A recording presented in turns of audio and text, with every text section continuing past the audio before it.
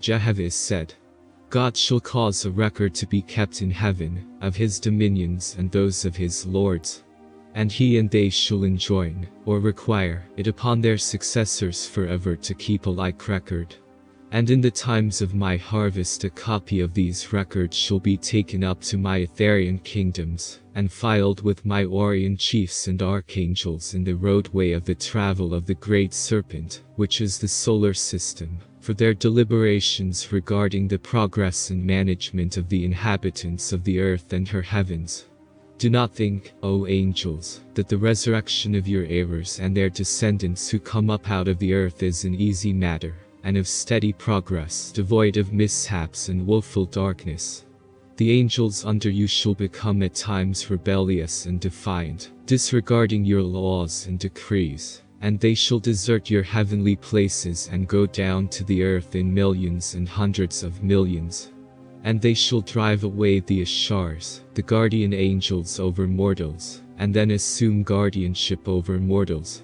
But they shall develop no righteousness under the sun, and they will inspire mortals to war and destruction. And these angels will themselves take to war and evil throughout the place of your heavens. With the foul gases of atmosphere they shall make weapons of war in places of torment. With these elements they shall make suffocating hells in order to cast one another into chaos. And mortals slain in war shall be born in spirit into chaos on the battlefields, and entering the S-world in chaos, they shall not know that they are dead, as to earth alive, but shall still keep fighting right and left. And enemy shall take enemy in these heavens, and cast them into the places of torment, which they shall have built, and they shall not know peace or wisdom. And the work of your heavens shall become as nothing. You shall go about delivering hells and the spirits in chaos.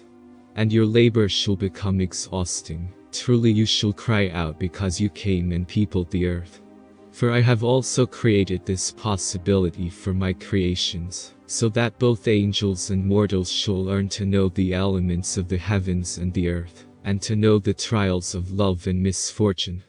Nor have I made wisdom possible to any man or angel who does not know my elements, and the extremes of evil and good which I created.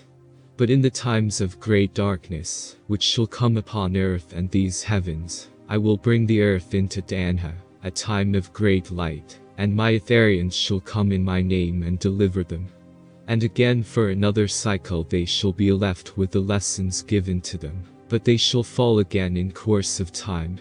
But again I will deliver them, through my gods and goddesses. I will cause them to comprehend the magnitude of my creations. As you travel from heaven to heaven, via ships, in this atmosphere, so shall you also inspire mortals to build corporeal ships, and sail across the oceans, so that the inhabitants of different divisions of the earth may become known to one another. And when the inhabitation of the earth shall have been completed and the nations shall have established civil communion around from east to west, in that same time I will bring the earth into the cosmic era, and my angel ambassadors, gods and goddesses, shall render up the records of these heavenly kingdoms. Through them I will reveal to mortals the creation of my worlds, and the history and dominion of my gods and lords on the earth, even from this day down to the time of Cosmin. And Jehovih caused the angels of atmosphere to assemble together and organize the first kingdom of the heaven of the earth. And the place was called Horde, because it was the place of the first organic abiding place for the first god of this world. And Horde was situated over and above the mountains of Aten in Igakwe, east of all, of that country afterward called the continent of Pan. Thus ends the inorganic habitation of the earth and her atmosphere.